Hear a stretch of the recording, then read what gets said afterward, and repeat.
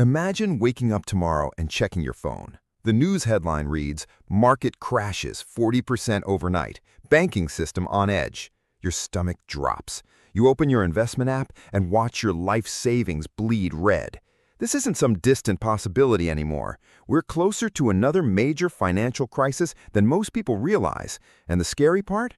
Most people have zero plan for when it happens. So today, we're asking, what if a major financial crisis hit right now in 2026? And more importantly, what would you actually do about it? The truth is, we've seen this movie before. In 2008, people lost their homes. They lost their retirement savings. Families that thought they were financially secure suddenly had nothing. And you know what the worst part was? Most people saw it coming from a mile away, but did absolutely nothing to prepare. They were frozen. They didn't know what to do, so they did nothing, and it cost them everything. But here's the thing, a crisis in 2026 would be completely different from 2008. Back then, the internet wasn't as connected. Information moved slower. Today, a crisis would spread instantly. Within hours, banks could face runs. Within days, credit markets could freeze. Within weeks, unemployment could spike to levels we haven't seen in decades. The speed alone would be absolutely brutal. Let me break down what's actually making another crisis possible right now. First, we have historically high government debt. The U.S. national debt is over $33 trillion. That's not just big, it's unsustainable. Every month, the government pays more in interest on that debt. That money could be going to infrastructure, education, healthcare, but instead it's going to pay interest. And when interest rates stay high, something eventually breaks. Second, we have corporate debt at record levels. Companies borrowed cheap money when rates were near zero, and now that rates are higher, many are struggling to service that debt. Some will default. Third, we have consumer debt that's absolutely maxed out. Credit cards are at record highs. Student loans are crushing an entire generation. One bad quarter for the economy, and people stop paying their bills. So what would actually happen if a crisis hit in 2026? Let's walk through it month by month. Month 1, a major bank fails. Maybe it's overexposed to commercial real estate like in 2023. Maybe it made bad bets on derivatives. The bank collapses, and suddenly people panic. Depositors start withdrawing money from other banks because they're worried their money isn't safe. Month 2, credit markets freeze. Banks stop lending to each other. Companies can't get short-term funding. Unemployment starts rising because businesses are cutting costs. The stock market drops another 20, 30, 40%. Month 3, defaults cascade. Companies that can't refinance their debt start going under. Credit card companies write off massive amounts of debt. Mortgage defaults spike. Real estate values plummet. Month 4 and beyond, we're in a full recession, maybe a depression. Unemployment hits double digits, businesses are closing, people are losing homes, savings accounts are being drained. But here's what separates someone who survives a crisis from someone who gets destroyed by it: preparation. If you have cash, a crisis is actually an opportunity. When everything crashes, assets become incredibly cheap.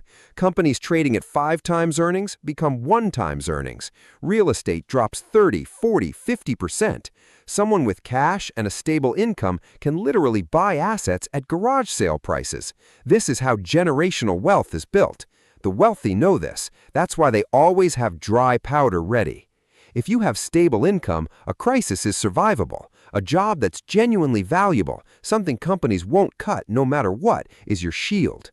People in healthcare, skilled trades, essential services, these people weather crises because they're always needed. If you're replaceable, if your job's on the chopping block, a crisis could destroy you. If you have no debt, you breathe easy. While everyone else is panicking about mortgage payments and credit card minimums, you're fine. No debt means no payments. No payments means you can survive on less income. You have optionality. You can wait out the storm without selling at the worst time. If you have diversification, you're protected. Someone with everything in tech stocks got destroyed in 2022. Someone with only real estate got destroyed in 2008. Someone with diversification, stocks, bonds, cash, real estate, maybe some commodities, has volatility because not everything crashes at the same time. So here's what you actually do right now if you're worried about a 2026 crisis. Start building cash reserves immediately. Aim for 6 months of expenses. That's your insurance policy. If a crisis hits, you don't have to sell assets at fire sale prices. You don't have to tap credit cards at 25% interest. You just survive on your cash while you wait for opportunities. Second, evaluate your income stability. Is your job recession-proof? Is your industry vulnerable? If you're nervous, start building skills that make you more valuable. Learn things that are harder to automate, harder to outsource. This is your protection. Third, eliminate consumer debt.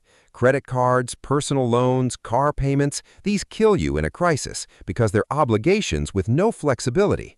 A mortgage is different because if you skip a payment, you can refinance or adjust. Credit cards, though, they just destroy you. Get these gone. Fourth, diversify your assets. Don't be all in on stocks. Don't be all in on real estate. Have some bonds, have some commodities, have some cash, have some stocks. This isn't about maximizing returns. This is about surviving uncertainty. And fifth, educate yourself. Read about the 2008 crisis. Read about 1987. Read about 2000. Understand the patterns. Understand what happened to people who were prepared versus those who weren't. Knowledge is your actual superpower in a crisis. Here's the reality. A financial crisis in 2026 isn't certain, but it's also not impossible. And the difference between being devastated by one and actually profiting from one comes down to preparation that you can start doing right now.